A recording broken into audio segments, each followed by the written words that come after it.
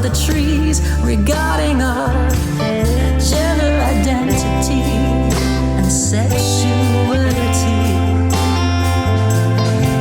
When there's no place like home, empty air, an empty establishment. Friends with Dorothy, fighting for your civil rights. Out on the cruel streets tonight. I'm welcoming back my new bestie, Ty Autry, who is coming to us straight from the 23rd International Dublin Gay Theatre Festival, where Ty was performing in the fabulously enjoyable and successful play at Birth. Ty, welcome back again. Thank you so much for having me. This is such a pleasure. Ty, you're obviously, as we say, tired and emotional after a week on the stage.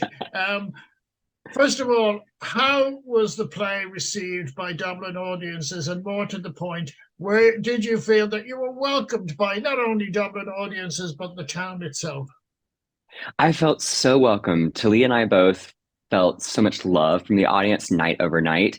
This was our first time doing the show with an audience. So we got to experience that joy, the energy, and kind of check in for the first time that our new baby script is working. And it's working quite well. It's a really funny show, dark, funny, poignant.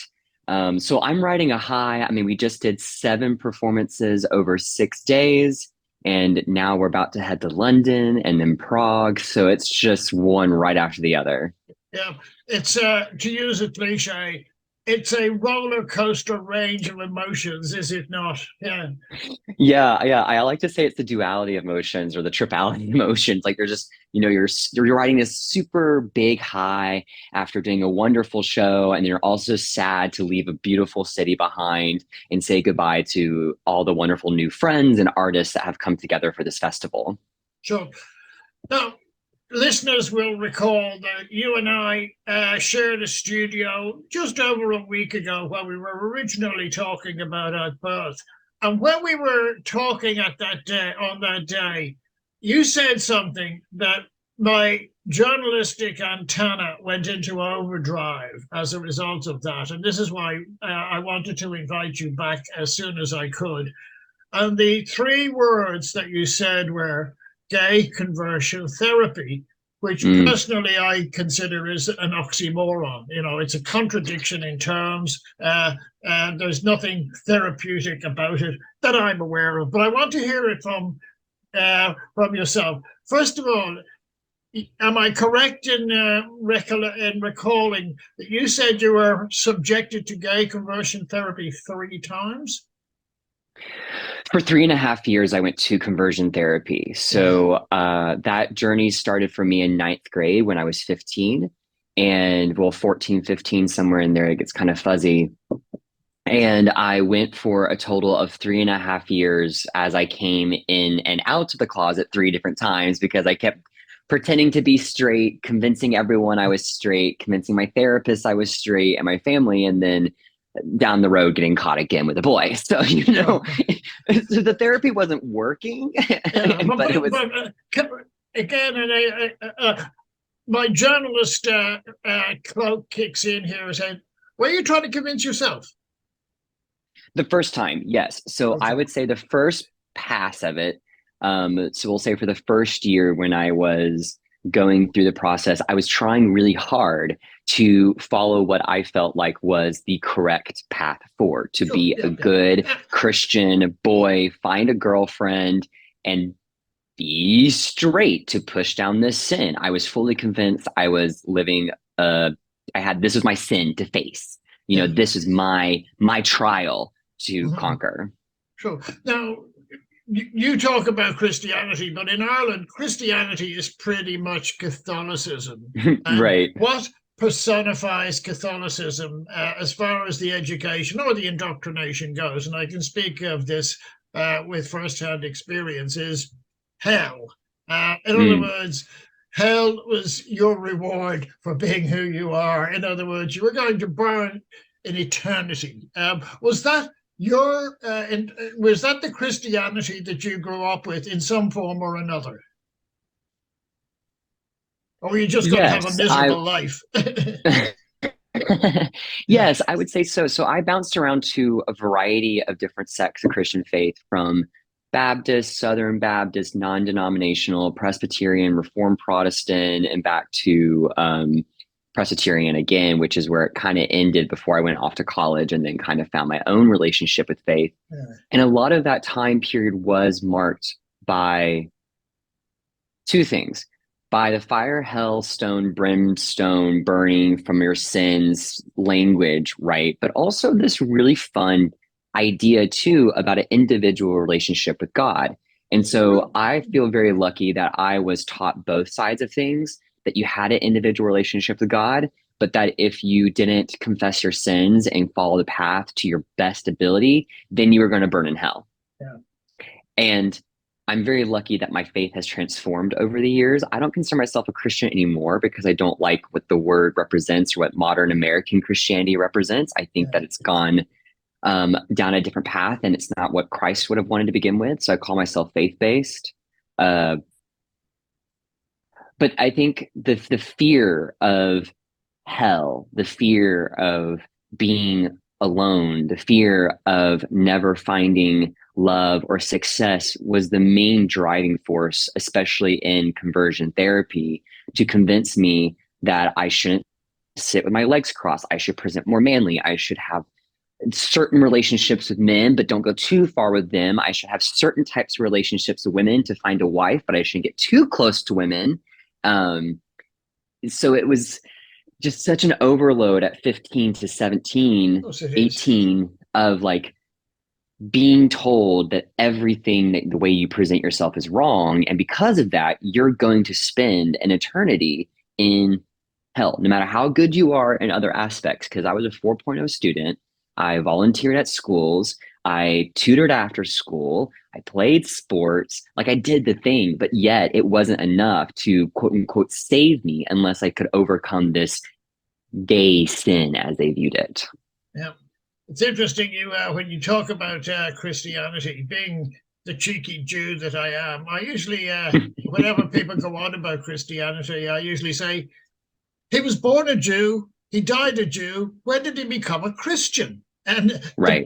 I'll have to tell you that the best answer I have ever got was, after he died.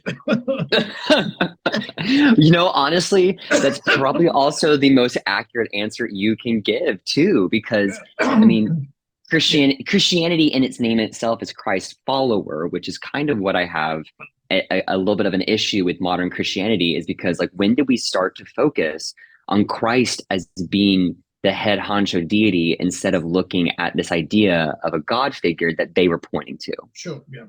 But that's a different topic for a different day. It is indeed. Well, it's an interesting one because at least we know that Buddha was a Buddhist and Muhammad was a Muslim. Jesus was never a Christian. He was, as I say, he was a Jew. And that's something I think a lot of people take on board. And I'll just digress very slightly here. I used to have this quite... how can I put it? Not a religious Jew, but he was an observant Jew. And whenever people would come up to him in London, he would say, he was one of ours. You know, he was one of ours. That's get over it sort of thing. And in other words, he would say, you guys are nothing but lapsed Jews. And there's a thought in that. But the interesting one, and this is, I'm very, shall we say, there's a personal resonance with this with me, and I'm going to ask you the same thing. When I was about 13 or 14, I can't remember the dates because it was something you block out. My mother took me to some psychologist. I have never known why. We did all these aptitude tests and personality tests and IQ tests. I was never given a reason. I was never given the results, and then we never mentioned it again. So I'm just wondering, I must have been exhibiting some form of behavior that concerned them. Were you exhibiting behavior that concerned them, because I can't imagine you putting up your hand and saying, hello, I looked at Willie Nelson on the telly and I got a boner. Yeah, no, honestly, I was such a shy, conservative, keep to myself, nerdy, theatrical kid growing up that, That was my I. first, yeah, and I like, God bless my parents, and especially my mom, who I'm actually best friends with to this very day, talk to her almost every day, is that she not once critiqued me and my behavior whatsoever. Like, I was allowed to be myself, to be flamboyant and weird and nerdy and theatrical and like all the things that made me me, and my family loved me for it. What it really boiled down to is the moment that they found out I was starting to have romantic interest in a man, Okay. that's where they cut it off. And that story is actually kind of funny. Like, it was so simple. It was just such a simple moment. I was playing Benjamin, ninth grade year, in Joseph and the Amazing Technicolor Dreamcoat. And one of my friends, who was 2 grades above me, so 11th grade, so he was 17, I guess, 16, 17, he was playing Joseph. And so, we're the full brothers of that. So we got really close and everything. And I come home from rehearsal and my family's watching a movie. My mom and dad invite me to join with the family to watch a movie. And I say, no, I'm good. I'm going to go to my room. So I go to my room because I'm like, we're talking and this guy's texting me and I have like weird fuzzy feelings all of a sudden. And I've never had these feelings like crop up before of like, wait, I don't know what's going on, what's happening here. And he all of a sudden messages me and says, do you like other boys? I think you're cute. And this is the first time that anyone has ever asked me if I'm like gay. And then all of a sudden I was like, wait, this is what gay means. Oh, right. Okay. Sure. Yes, I am. Yes, I like boys too. And I think you're cute as well. And the moment I text him that, my mom came into my room and she asked who I was texting. Texting was new. I had like 500 messages a month to spare back then. And I said, well, a friend in high school. She's like, what are you texting about? And I told her, I was like, oh, nothing, just school stuff. And she said, let me see your phone. Oh, that's a violation, I'm afraid. Yeah. And but I said, why? And she said, because I'm your mom. She played the ultimate trump card. And so I gave her my phone and she took it and she was like going to the room with the family. And that's like kind of started the whole journey. So it was never an issue for me until that moment of where they weren't sure what to do with me now that I had romantic interest, because growing up in the deep South, that, at least for them, that's where they drew the line in the moment, in that present moment. That was the sin, right? The Bible and their view is very clear about that. Yeah.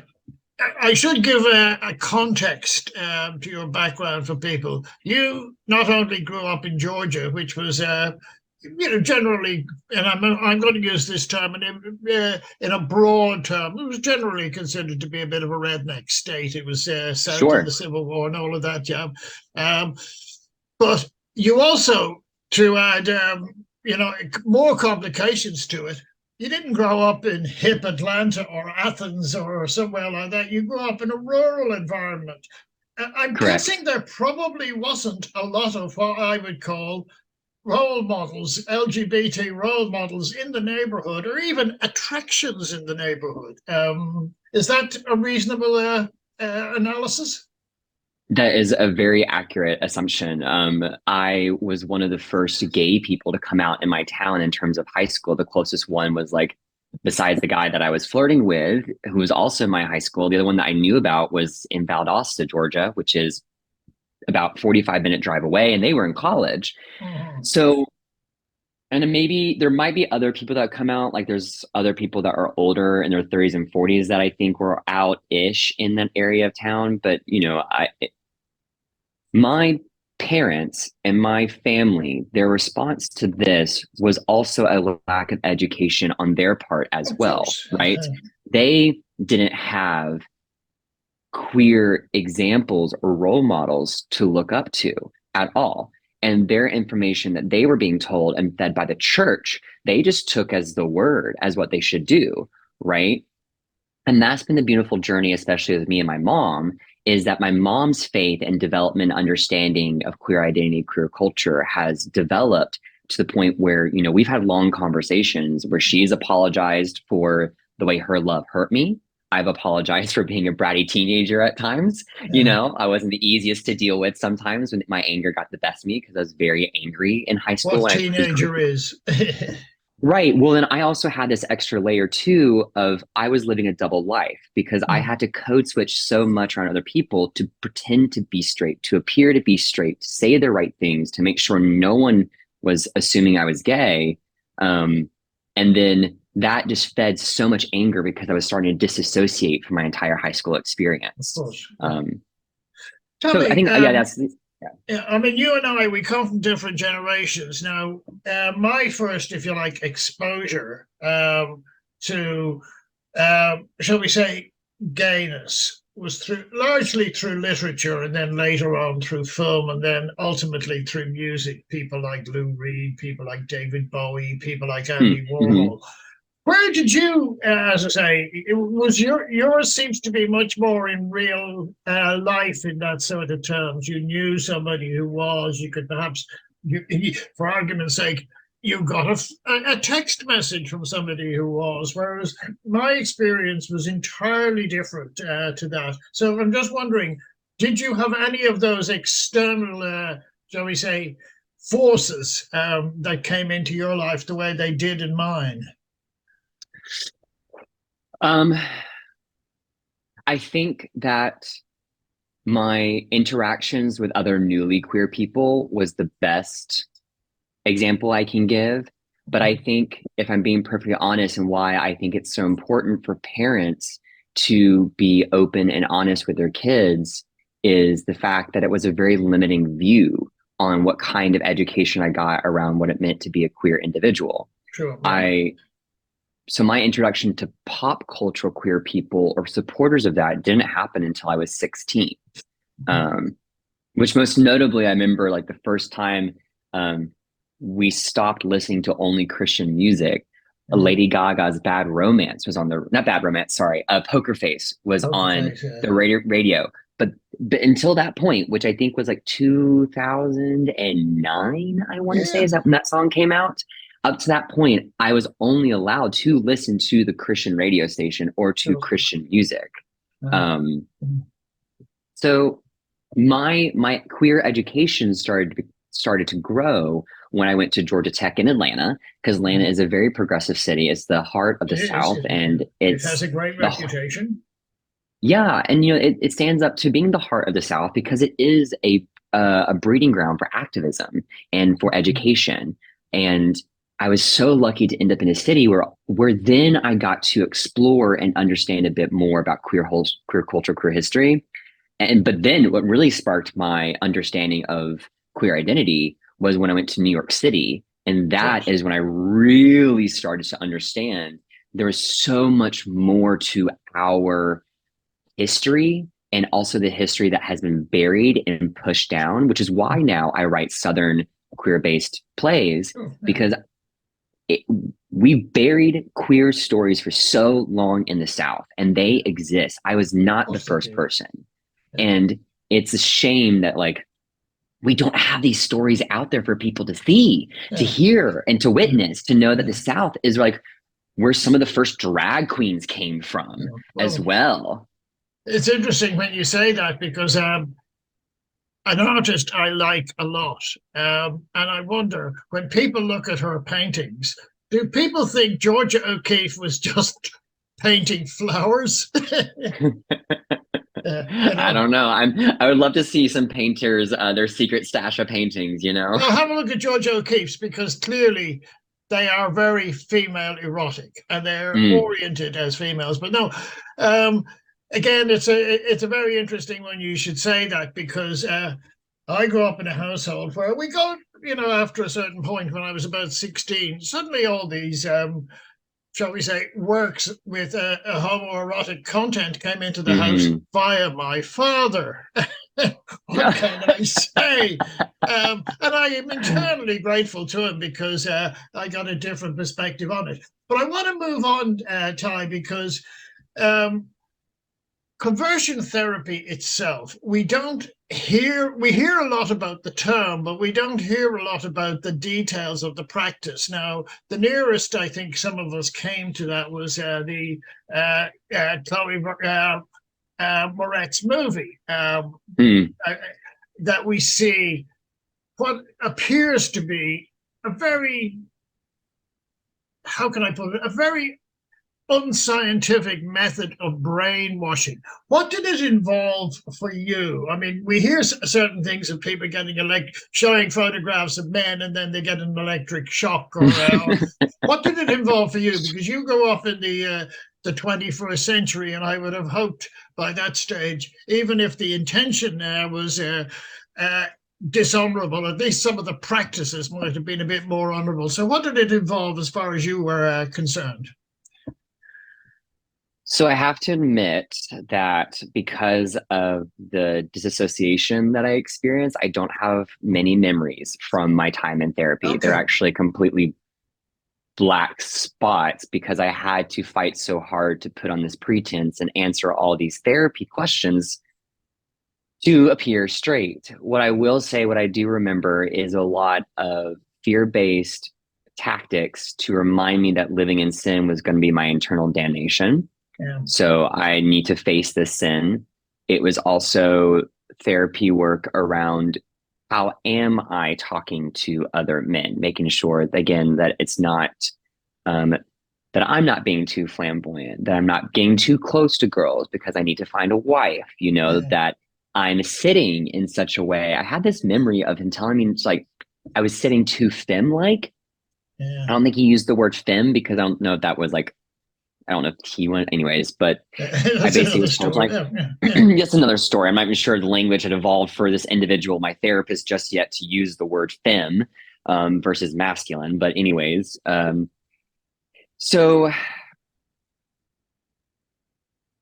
I just remember constantly walking out of those therapy sessions feeling like I had to continually spin lies in order to convince them that I was straight, and just did everything in my power to make it appear so, that I was healing, that I was growing, that I was, when questions popped up, was I having any of those sinful attractions to men again? That I'd be like, no, or spin a story that, oh yeah, they did, but I prayed about it and I asked God to take it away from me, and he did. And so now I feel fine. And, it was those general kind of check-ins. And then it would turn into anger management therapy because I was a very angry child because I was suppressing so much. Naturally, yeah. Well, was it all what I would call talk-based? Because both of us would appreciate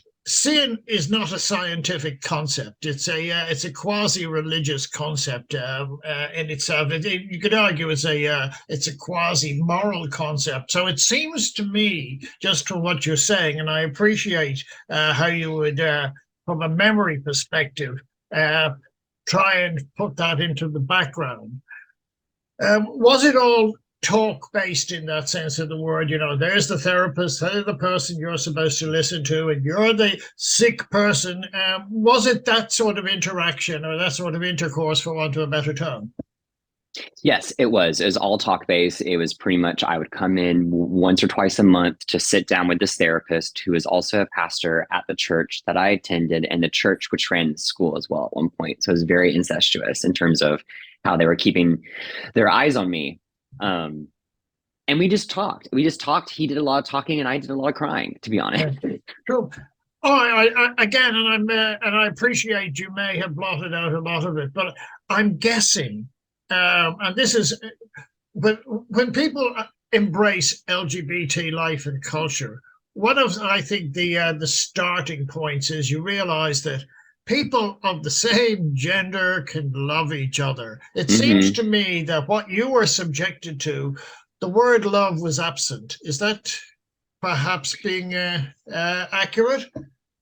No, yes, I would say that is completely accurate. I would say that it was a way to try to brainwash me to viewing my sexual attraction to men as something that was foul, and Sure. not something I should pursue. And, the trauma response that I have now to that, it's taken me quite some time, despite being, I think, a very wonderful, ethical slut myself now at the ripe age of 30. It's You're still a 30, journey. boy. I had It's you still mid-20s here, Ty, so there you go.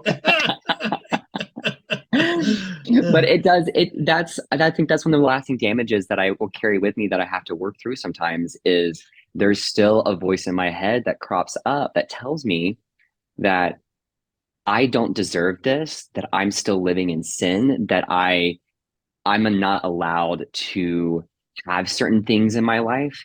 And that honestly is the worst part of the conversion therapy years. It's now not about like what happened to me. It's now the fact that I have to live the rest of my life with this other voice in my head quietly pressing me that what if I'm lying to myself? True. Yeah, it's a very interesting point you say that. But it also seems to me that the people, again, it's a very hierarchic approach in the sense of you had somebody there, and they were the authority, and you were Correct. the client in that sense of the word. It seems to me they had a very warped understanding of the role of, if you like, the interaction between sex and love, that somehow or other that sex and intention integrally involved procreation. Now, for most heterosexual Correct. couple, that isn't true either.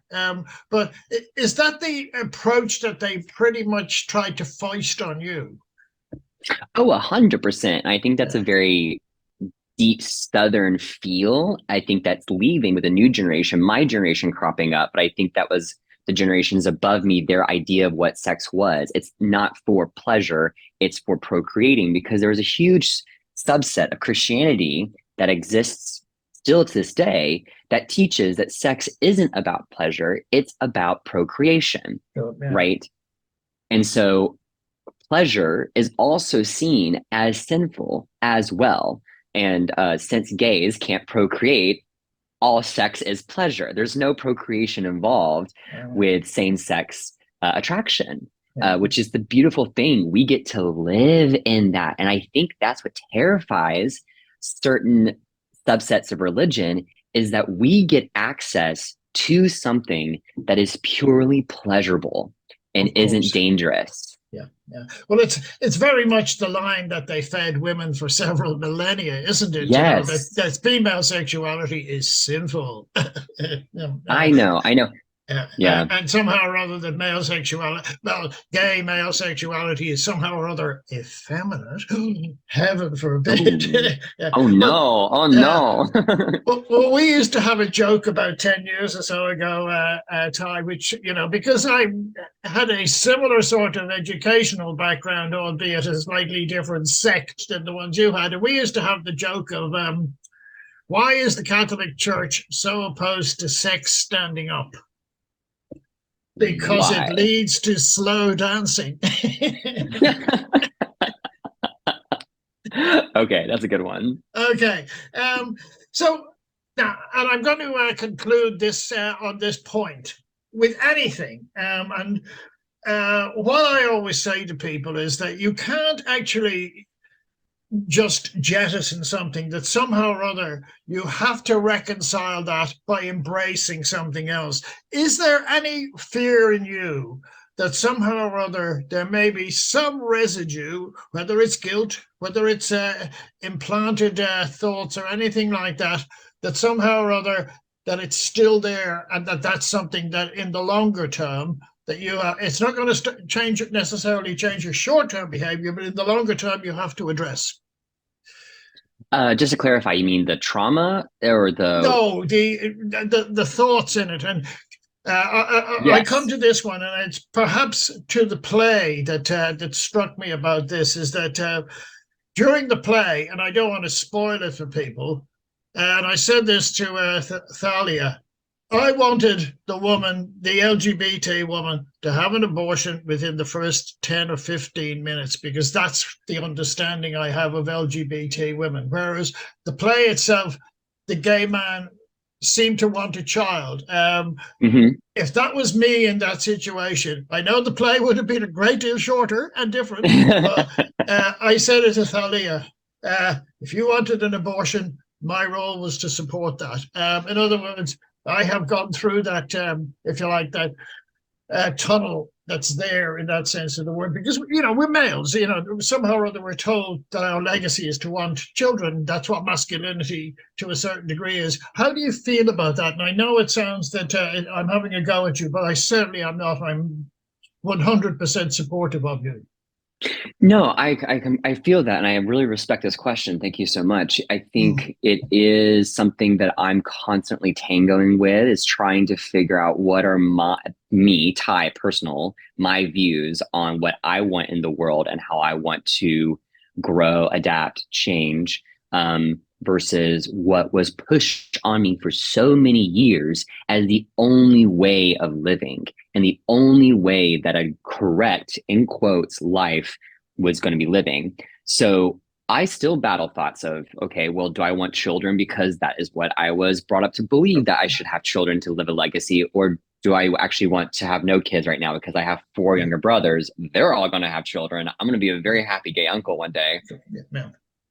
Yeah. And then also the whole straight issue, like that voice crops up sometimes too, of it sounds crazy admitting it, but this is just the reality of the voices in my head. It likes to poke fun at me and try to ask, am I trying to be so gay to run away from something else? Yeah. And it's this weird, and I understand, like, the voices in my head aren't me, right? Like, I'm an observer of them, but this is just part of years of people telling me that being straight is the only correct way and every other way is sinful. Yeah. Ty, I'm just going to say to you, I've had those voices in my head too. Trust me, stay with your past. They are authentic. That's the beauty of it. They are authentic. This is you. And the only recommendation I would say is courage is the way forward, because you've got it all in that sense of the word. You've got all those gifts that we get. You're not disordered. You're not a sinful person. You're a fabulous person, and stay that way. We got to finish off on one note, and that is, you're going to London in a few days' time. This program goes to London. I've got friends over there who I can advertise it to. Tell them, where is At Birth being played in London, and where can they go and see it? Fantastic. So At Birth is going to be from May 16th to the 20th at 7:30 at Barron's Court Theatre. And they can go to baroncourtstheater.com, or they can go to autry.com/tickets for a quick link to all that information. And then after London, we'll actually go into Prague too. So that we're rounding out our European tour at the Prague Fringe Festival. Well, Prague is one of the hippest towns in cities in Europe. They're great Europeans. You'll have a ball there as well. Ty, Autry, it's been a delight to catch you here, and it's been a really courageous program to put together, because this is something we're trying to outlaw conversion therapy in Ireland, and I think you're going to make a small contribution. So, Ty, Autry, it's been a delight and a privilege. Thank you for having me on. This has been an honor. Thank you. Couldn't see the haunted forest for the trees regarding us.